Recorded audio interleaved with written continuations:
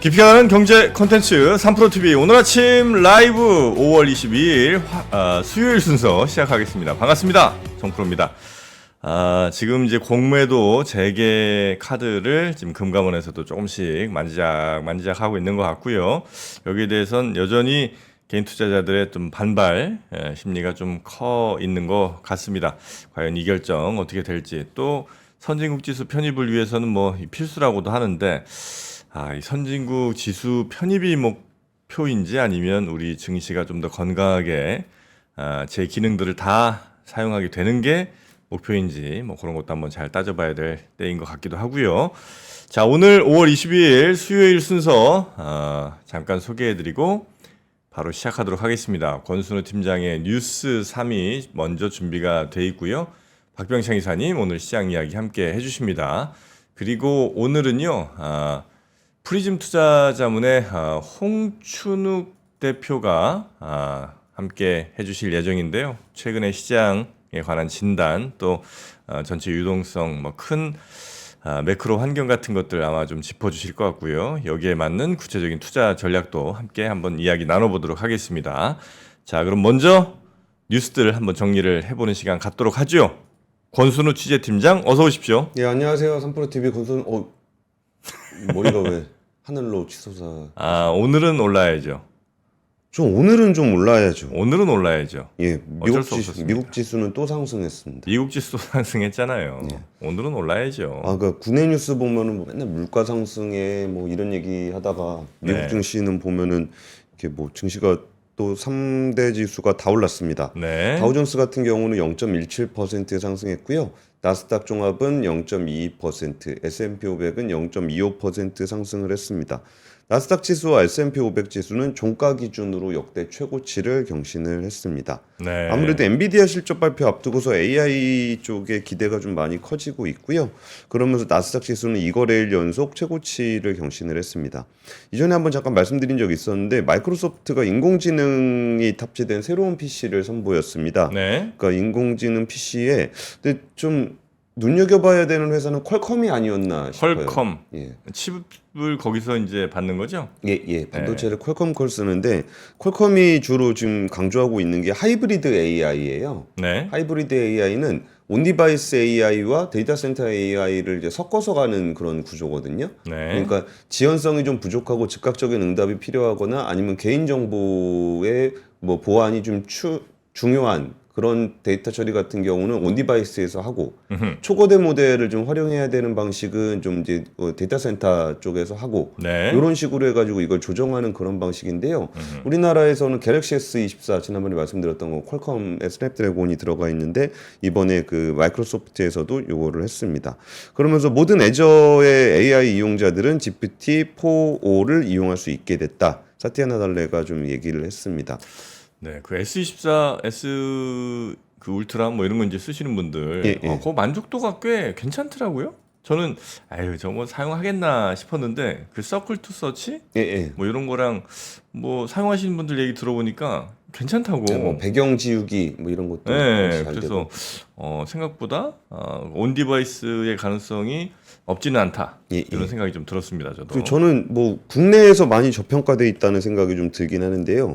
그 S24 같은 경우에 국내에서는 뭐 그냥 뭐 그런 갤럭시 S 시리즈 정도로 인식을 하고 있는데 갤럭시 24가 그 뭐 외국에서는 엄청나게 인기를 많이 끌었습니다. 네, 국내에서도 네, 많이 네. 팔렸고요. 그리고 세계 1위 복귀를 했는데 우리가 이제 뭐 스마트폰 시장에 대해서 막 크게 기대를 안 하는 것 같아요.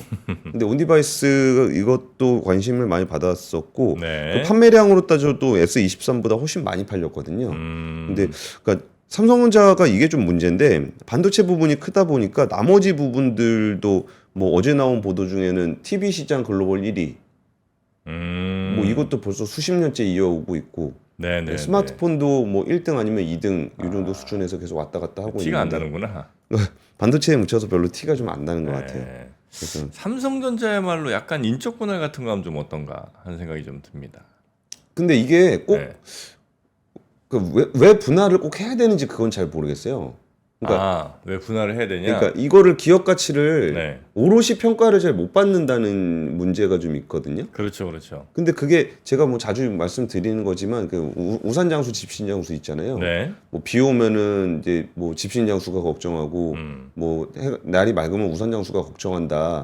그랬더니 옆에 있는 사람이 아유 이 아줌마야 비가 오면은 우산장수가 잘 되고 날이 맑으면 집신장수가 잘 되잖아. 뭐 이럴 때 그러면서 나는 행복한 사람이구나. 요 우화 있잖아요. 네네. 그것처럼 이제 포트폴리오가 잘 돼 있다라는 거는 반도체 쪽이 조금 약하더라도 스마트폰이나 TV 쪽에서 안정적인 수익을 내주니까 거기서 좀 포트폴리오가 좀 안정되는 하방을 막아주는 효과가 있고 네. 올해 잘 될 때는 뭐 같이 잘 되는 거잖아요. 네. 아니 그러니까 이제 주가가 그렇게 뭔가 좀 탄력적으로 좀 잘 움직여주면 좋은데 워낙 이제 포트폴리오가 방대하고 뭐 이것저것 다 한 회사에 다 모여 있다 보니까 예.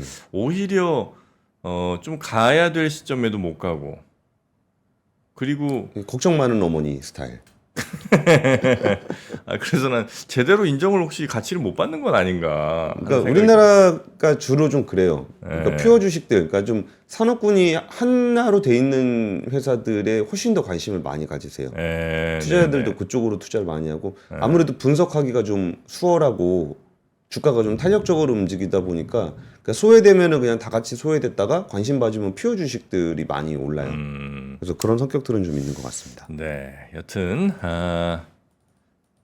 그럼 뉴스 한번 또 가볼까요? 예, 첫 번째 뉴스는 삼성전자 반도체 수장이 원포인트 교체됐습니다. 이것도 되게 특이한 일이죠. 반도체 수장만 교체된 거예요? 반도체 수장만. 아, 정기 인사 시즌도 아니고. 그러니까 이거는 그 HBM 여기에서 SK에 밀린 거에 대한 약간 경질 이렇게 봐야 되는군요. 근데 그것도 좀 애매한 게 애매해요? 그 경계현 사장이 이 반도체 부분을 맡은 지가 얼마 안 됐습니다. 그래요? 근데 HBM을 접은 거는 그 전 부회장이 접은 거거든요. 그러니까 이제 자기 임기 때 일어난 일이긴 하지만 이거를 메이크업해야 되는 입장이지 여기에 대해 책임을 져야 되는 입장은 아니에요. 근데 어쨌든 그런 위기의식들을 좀 반영을 한 걸로 보입니다. 그리고 네. 여기가 이제 뭐 작년에 반도체 실적이 안 좋은 것에 대한 책임이 아니냐 뭐 이런 얘기들도 나오긴 하는데 그게 작년에는 반도체 다운사이클이었고 지금은 업턴이잖아요. 네. 근데 1분기에는 1조 9천억 정도가 2조 원 어닝 서프라이즈 내면서 이게 2022년 4분기 이후에 처음으로 흑자 전환을 했거든요. 그러니까 올해는 사실 이게 누가 가도 잘 나올 겁니다, 실적은. 기본적으로 매물이 업턴이기 때문에. 근데 왜? 그러니까 그 부분이 좀 퀘스천이 좀 있습니다. 그 왜부터 할까요? 왜? 왜도 좀 잘 모르겠습니다. 잘 모르겠는데 그냥 나오는 얘기를 좀 보면은 지금 전영현 부회장이 좀 특이한 점 몇 가지를 보면은 60년생입니다. 네. 그럼 올해 63세예요. 네. 그러면은 이게 삼성그룹에는 암묵적으로 60세 퇴진에 대한 룰이 좀 있었어요. 그러니까 이 전영현 부회장 같은 경우는 그 원래 반도체 메모리 사업 부장을 하다가 삼성 SDI에 옛날에 갤럭시 노트 7 불난 적이 있었죠. 네. 그때 SDI로 옮겼어요. 그래가지고 그 SDI에서 대표이사를 하고 거기에 잘 그거를 좀 마무리를 했다 그래가지고 SDI의 부회장직을 처음으로 만들었습니다.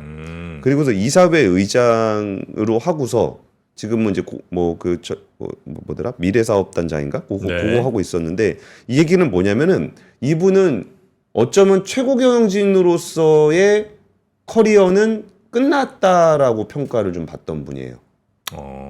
그러니까 다 수순이 그렇잖아요.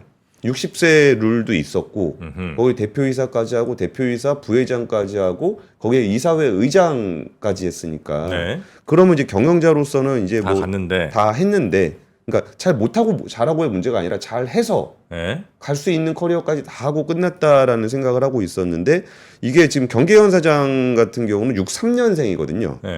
그러니까 63년생이 가고 60년생이 온 거예요.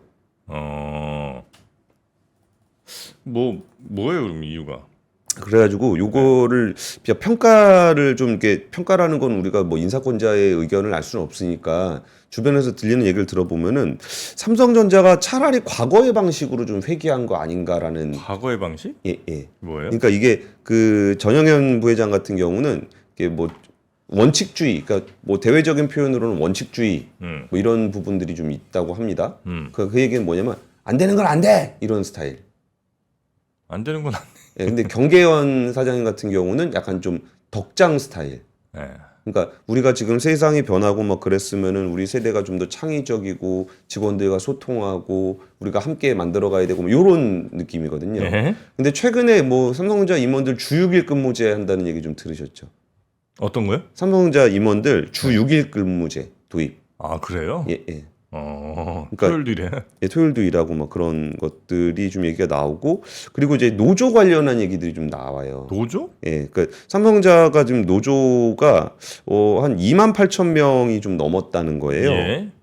한 반년 정도 그러니까 원래 지난해 연말 기준으로 9천 명이었는데 지금은 한 2만 8천 명이 됐으니까 거의 한 반년 만에 거의 한 3배 정도로 노조원이 늘어났고 여기서 5월 24일 내일 모레 서초사옥 앞에서 굉장히 큰 집회를 또 연다라는 얘기를 하고 있어요. 예. 그러니까 노조 관리가 뭐 이 노조 문제가 이렇게 된 거는 아무래도 DS 부분 자동차 디바이스 솔루션이거든요. 네. 그러니까 여기가 이제 반도체 부분인데 반도체 부분이 작년에 실적이 안 좋았잖아요. 예. 그러면서 연말에 성과급이라든지 이런 것들이 좀 잘 안 됐습니다. 네. 그러다 보니까 DS 부문의 어떤 근로자들이 노조에 가입을 많이 한 걸로 얘기가 좀 되고 있어요. 예. 근데 이런 부분들이 뭐 이렇게 얘기하기는 좀 그렇지만 너무 이렇게 오냐오냐 하니까 그런 거 아니냐. 아 그동안 이 노조도 막 이렇게 성장하고 뭐 이러는 게 좀 보기가 그분 보시기에 별로 좋지 않았다. 그러니까 지금 이렇게 삼성전자 반도체가 이제 위기고 예. 이 위기도 그러니까 이게 약간 엔지니어를 갈아넣는다라는 표현을 많이 쓰는데 예. 이쪽 사업이 생각보다 굉장히 육체적으로 되게 고된 업이거든요. 아. 그러니까 이게 뭐 팹리스트는 머리를 많이 써야 되는 일이라고 한다 그러면은 이게 뭐 파운드리라든지 뭐 이쪽은 머리를 안 쓴다는 얘기가 아니고 이게 특별하게 뭔가의 이론이라든지 뭐 천재적인 발상이라든지 이런 것보다 트라이 앤 에러를 되게 많이 해야 돼요. 이렇게 해보고 바꾸고 해보고 바꾸고 해보고 이온도, 이습도 이런 농도의 뭐 어떤 물질을 쓰면 어떤 결과가 나오는지를 계속적으로 반복해야 되는 그런 일이거든요. 네. 근데 거기서 뭐 주 5일 근로에 뭐 6시 퇴근하니까 전 이만 퇴근하겠습니다. 막 요런 게 안 맞는 거 아니냐라는 인식들이 조금 있어요. 여러분 안녕히 계세요. 이거. 안녕히 계세요, 여러분. 그래서 이제 좀 빡세게 굴려보자 쉽게 얘기하면 그러니까 그런 거 아니겠느냐라는 얘기. 그런 이제 추측이 나온다는 거죠. 그러니까 인물을 중심으로 봤을 때는 좀 그렇다라는 거고요. 네. 그리고 이제 반도체가 업턴이라고 하지만 위기 의식이 좀 강한 상황이에요. 일단 당면한 과제는 HBM이죠. 네. 이번에 뭐 삼성전자 임원들 엔비디아 다 갔다 그러는데 그리고서 이제 퀄리티 테스트 통과 못한 거 아니냐 뭐 이런 얘기들 또 나와요. 네. 근데 사실 그 부분은 저는 이왕이면 긍정적으로 해석을 해보자면 퀄리티 테스트가 잘 안 됐으니까 불렀겠죠. 뭐 그렇겠죠. 예, 근데 거래를 안 할 거면은 그냥 통보하면 됩니다.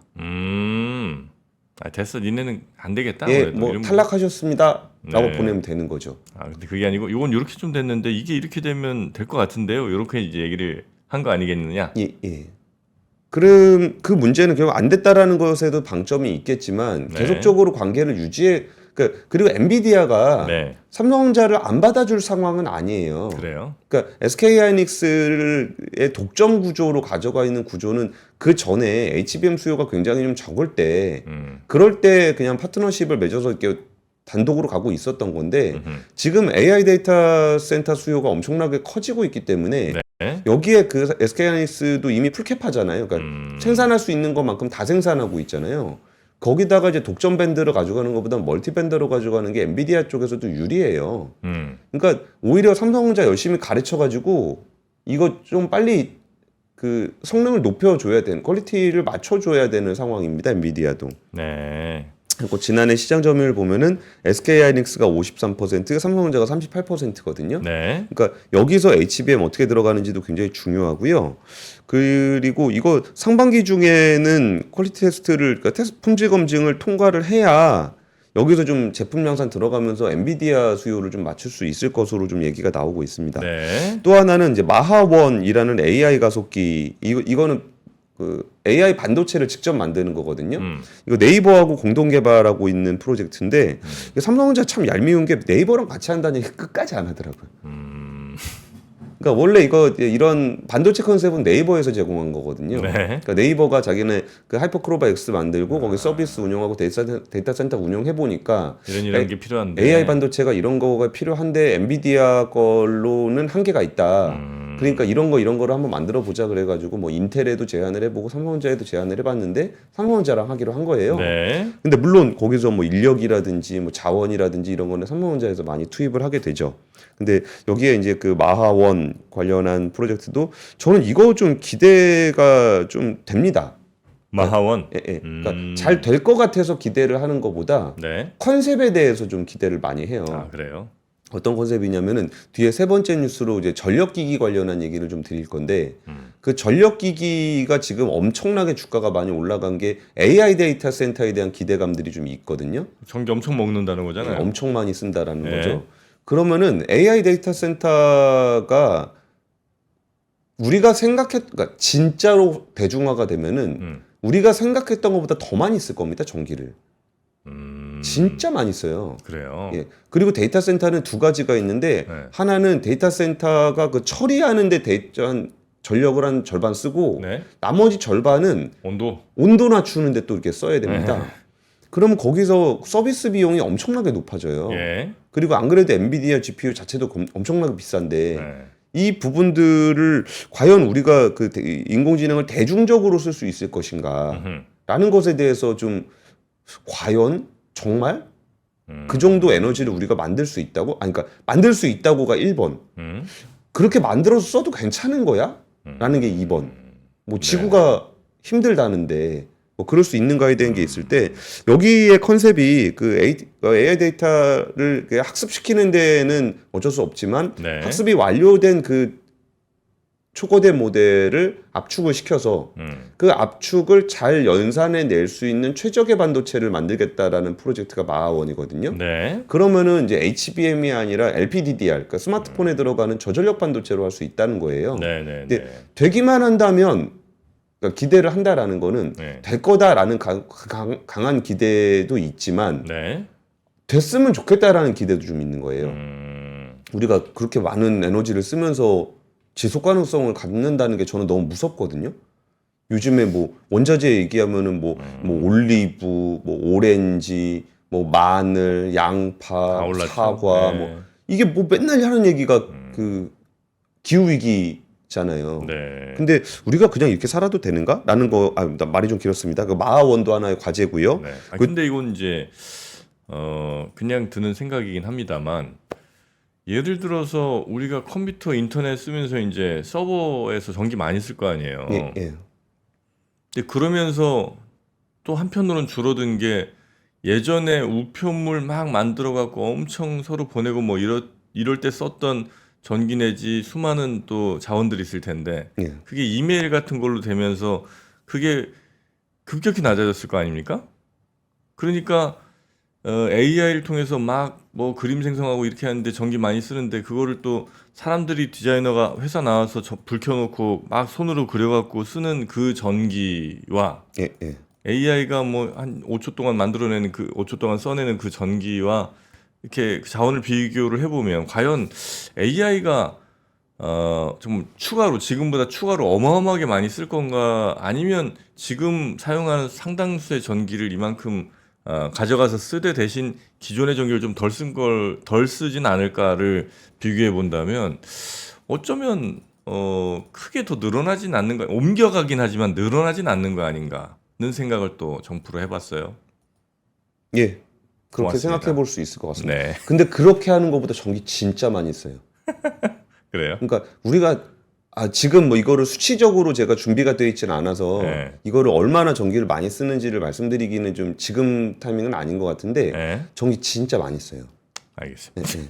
그러니까 그 정도가 아니니까 진짜 5초 동안 쓰는 데이터량만 하더라도 엄청나게 많습니다. 그럴까? 그러니까 예를 들면은 글씨 하나 만드는 거 있잖아요. 그러니까 네. 뭐 오늘 누가 제일 잘생겼어? 그러면 정프로 네. 라고 했을 때 그 정프로라는 그 단어 하나 오늘은 정프로님이 가장 잘생겼습니다. 이렇게 하면 오늘은 하나 만드는 그것만 하더라도 데이터량이 엄청나게 많이 들어가요. 그러니까 거의 뭐 최소한 1750개 파라미터 기준으로 한 350기가 정도 데이터 읽는다 그러면 네. 그냥 오늘은 이라는 글자 하나 만들려고 영화 한 편 다 읽어내는 거하고 똑같은 정도의 컴퓨팅 파워가 필요해요.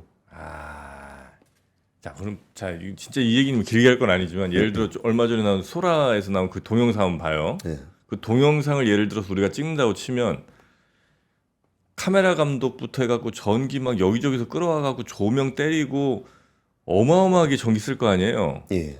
근데 그 영상 뭐 예를 들어 15초짜리 20초짜리 만드는데 그 전기가 이거보다 더 든다고? 저는 그럴 수 있을 거라고 생각합니다. 나 아닐 것 같은데. 그러면 그러니까 이거 가지고 논쟁할 부분은 알겠습니다, 아닌데 알겠습니다. 예, 넘어가시죠. 예. 네네네. 두 번째 뉴스 갈까요? 근데 그렇게 그걸로 전기 절약하는 거 보면은 AI 쓰는 전기 별거 아니야라고 얘기할 정도는 분명히 아니에요. 알겠습니다.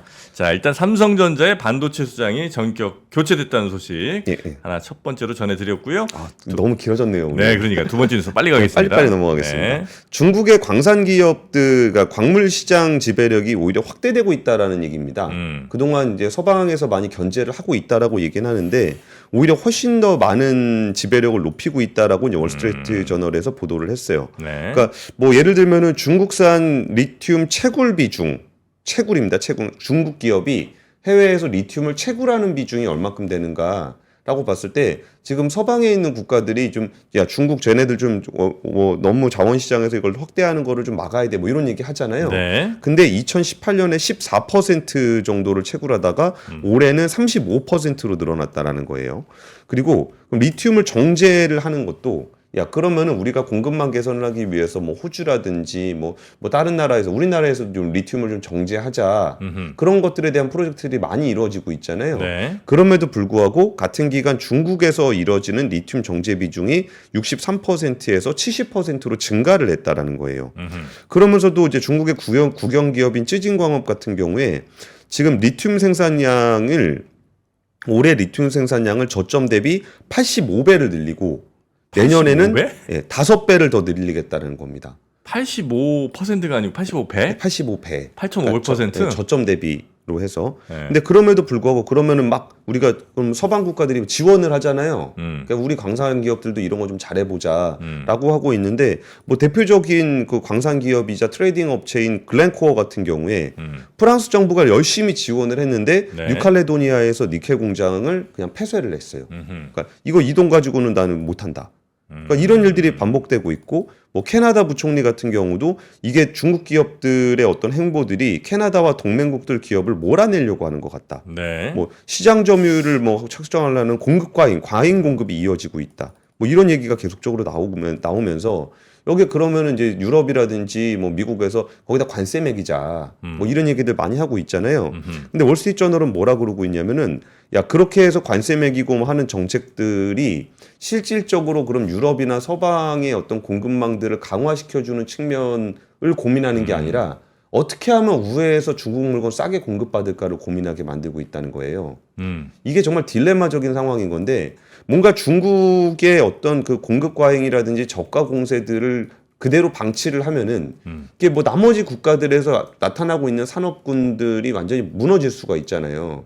그러면 그거를 이제 막자라고 해가지고 뭐라도 좀 해보자라고 하고 있는데 파이낸셜 타임즈에는 뭐라고 좀 보도가 나왔냐면 트럼프 전 대통령이 중국산 수입품에 대해서 60% 관세를 한다고 했거든요. 근데 관세를 부과를 하게 될 경우에 미국인이 지게 될 부담이 연간 5천억 달러에 달할 것이다. 네. 그리고 이 중 대부분은 서민들의 부담으로 돌아갈 것이다. 라는 거예요. 그러니까 뭔가 중국을 견제하기 위해서 관세 비관세 장벽을 올려야 되는데 이걸 올렸을 때 주어지는 피해는 결국은 서민들이 받게 될 것이다. 네. 그러면 이 상황을 어떻게 해야 되냐라는 고민에 빠지게 되는 거죠. 그러면 이렇게 하면은 과연 중국을 대체할 서방의 광산 기업이나 제조업이 이렇게 막 활성화가 돼가지고 좀 어느 정도 보호무역주의를 해서 버텨주면은 미국이라든지 서방 세계의 그 제조업들이 1차 산업, 광물업, 2차 산업 제조업이 발달하면서 글로벌한 균형을 다시 잡을 수 있을 것이냐. 좀 쉽지 않은 그런 문제죠. 중국이 이렇게 지금 지배력을 키워가고 있다는 소식. 두 번째 전해드렸고요. 세 번째도 한번 가볼까요? 세 번째 뉴스는 LS 일렉트릭이 부산 사업장에다 초고압 변압기 생산 능력을 2배로 늘리기로 했다라는 얘기입니다. 네. 그러니까 초고압 변압기 생산이라는 게 왜 의미가 있냐면은 이게 변압기 시장이 워낙 그 B2B에 우리가 거의 관심 안 두던 시장이잖아요. 최근에 이게 주가가 많이 올라서 좀 관심들은 좀 가지시는 것 같은데 네. 여기가 예전에 한 1907, 80년대 이때 한 80년대 그때 중에 그 산업합리화 그 정부에서 산업 정책으로 업마다 이렇게 지정을 해줬습니다. 뭘요? 그러니까 니는 뭐해? 니는 뭐해? 80년대? 예. 그래요? 그런 식으로 좀 어느 정도 교통 정리를 해줬어요. 그래가지고 이게 그 뭐 전력기기를 굳이 두 개로 나눈다면은 그러니까 송전을 하는 송전 쪽하고 네. 배전을 하는 배전 쪽에 있는데 송전은 네. 압력을 확 올려가지고 빡 보내는 거.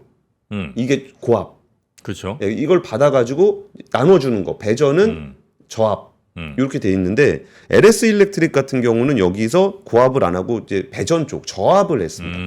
그래서 배전 쪽을 하고 있는 저압 변압기의 강점이 있는 그런 회사인데 네. 지금은 이게 뭐 그런 것도 없어진 데다가 뭐 전 세계적으로 막 미국의 인프라 새로 30-40년 만에 새로 깔아야 된다고 막 그러고 있잖아요. 그러니까 이번에 원래 고압 변압기 생산 능력이 좀 있었는데 그 생산 능력을 2배로 늘리겠다는 거예요.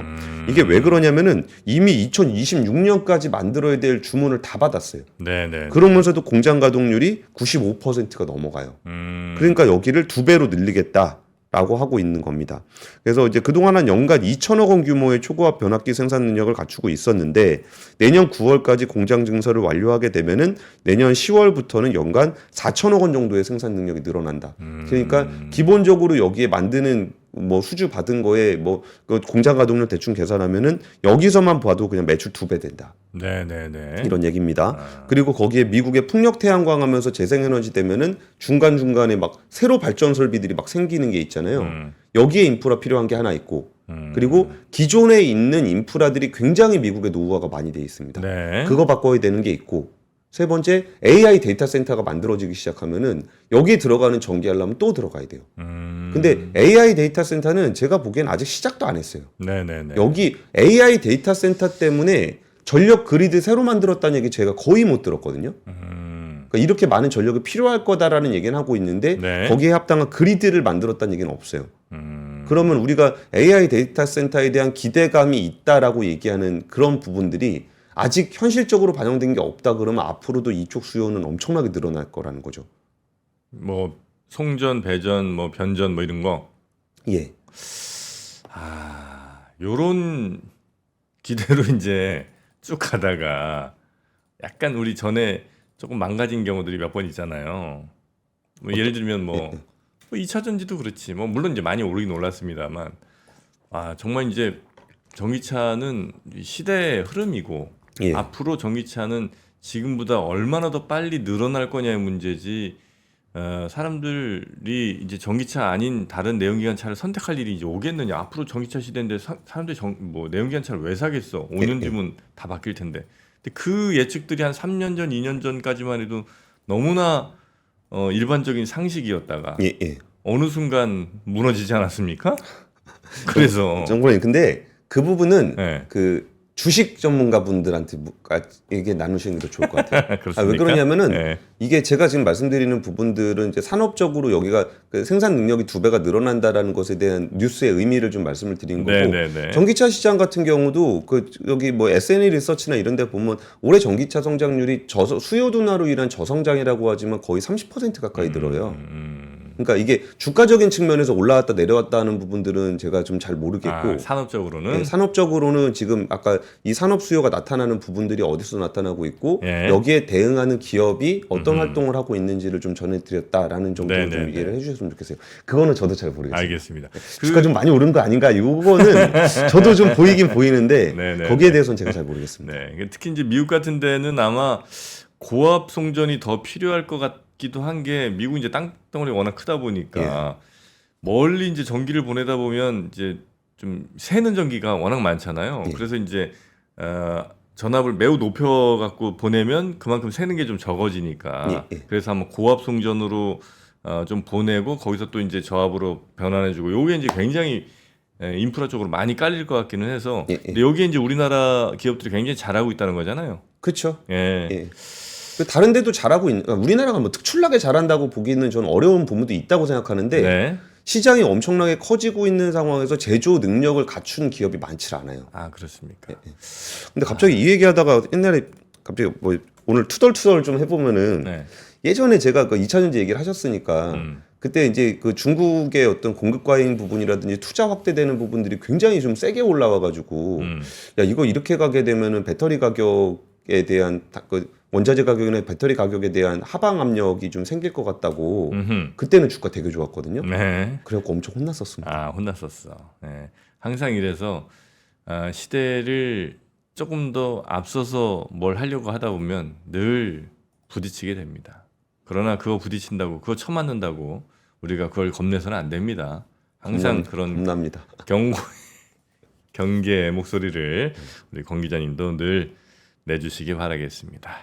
자, 그러면 오늘 뉴스 3은 요 정도 하고요. 내일 다시 좀 뵐까요? 예. 내일은 참 목요일이군요. 내일 예. 목요일입니다. 예, 내일 목요일입니다. 저는 뉴스3 하고요. 네. 저희 취재팀 풀가동 한번 좀. 풀가동 합니다. 예. 네, 내일 뵙겠습니다. 고맙습니다. 예, 감사합니다. 박근영, 이선영, 사경인, 염승환 투자 마스터들의 세심한 케어로 건강한 투자 습관을 만드세요. 3프로 멤버십 3프로 앱에서 확인하세요.